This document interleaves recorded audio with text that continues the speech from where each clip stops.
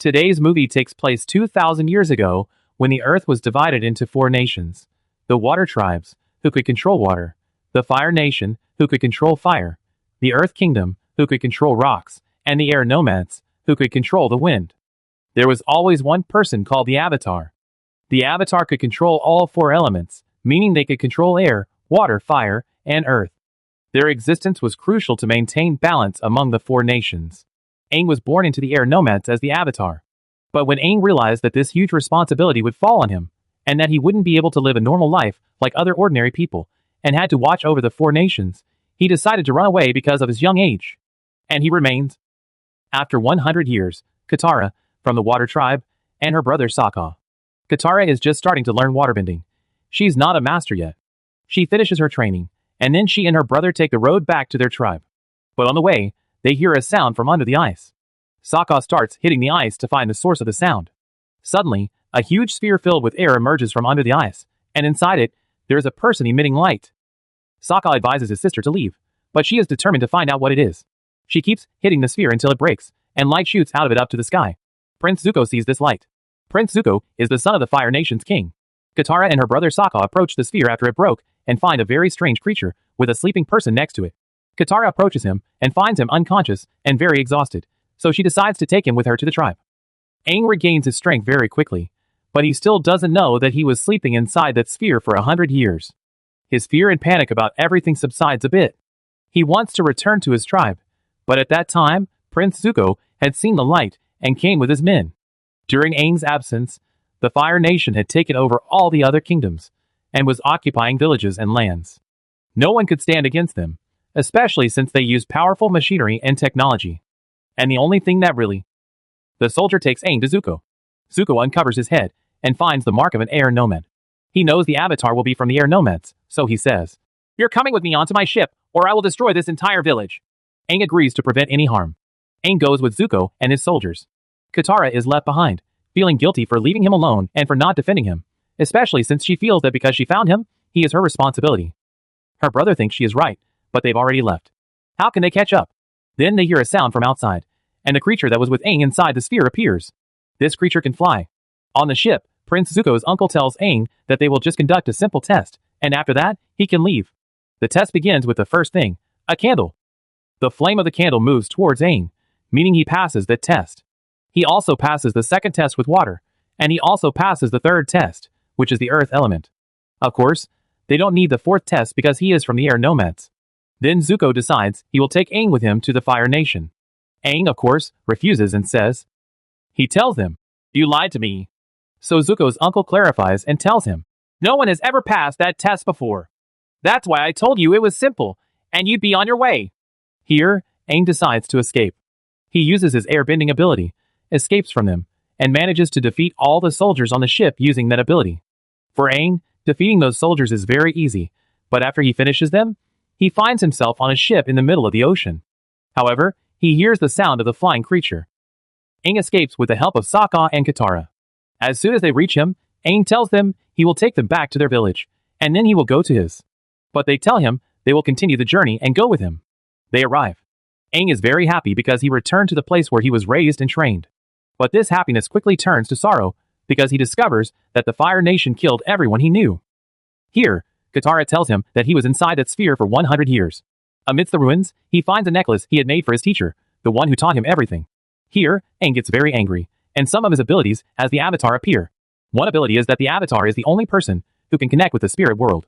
Aang finds himself in the spirit world, not understanding how or why he got there.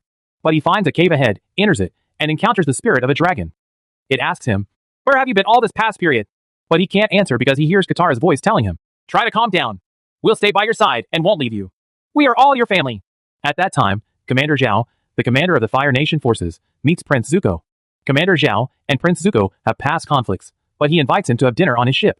Zuko agrees. Before dinner starts, Commander Zhao stands in front of the soldiers and says, "Allow me to welcome today the prince who is disciplined by his father, joining us for dinner. Even though our king punishes his son by not allowing him to wear the Fire Nation uniform until he finds the Avatar who escaped him, today we will let him wear it, as if he were a small family member." Happy to wear it, Zuko gets angry, stands up to Commander Zhao, and tells him, "I will find the Avatar. My father will forgive me, and you will bow before me again, like the weak." At that time, Aang decided that he would confront the Fire Nation. But first, he needed to let people know that the Avatar had returned, especially since the Fire Nation had occupied most of the world. So Aang had to give them hope, so they would start fighting the Fire Nation again. Indeed, many people began to believe in Aang and join his side, convinced that the Avatar was the one who would save them from the Fire Nation's oppression. Aang started moving from village to village, entering markets, and fighting Fire Nation soldiers in front of the people.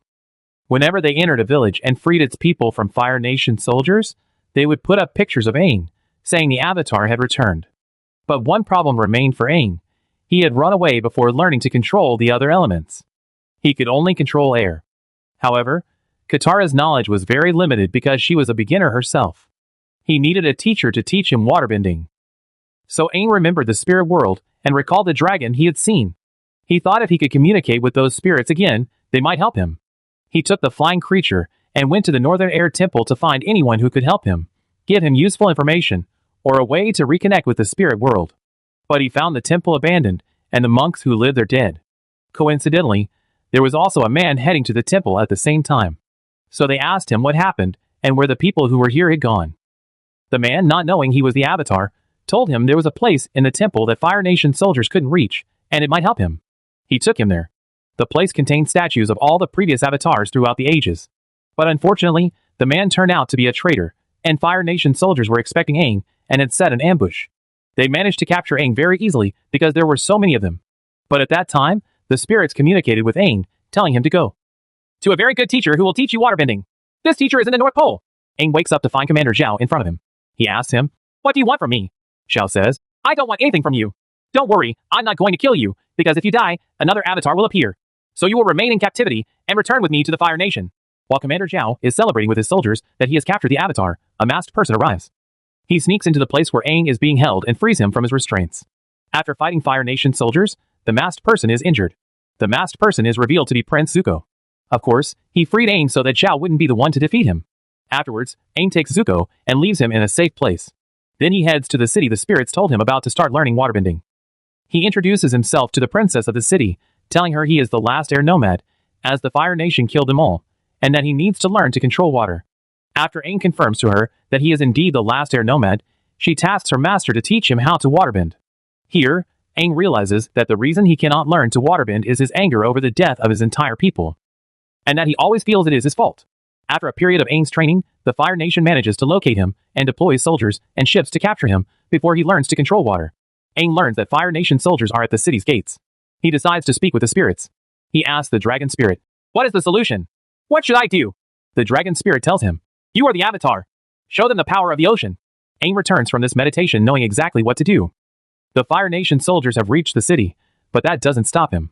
He goes up to the city walls and decides to show them the true power of the ocean and also demonstrate the Avatar's ability.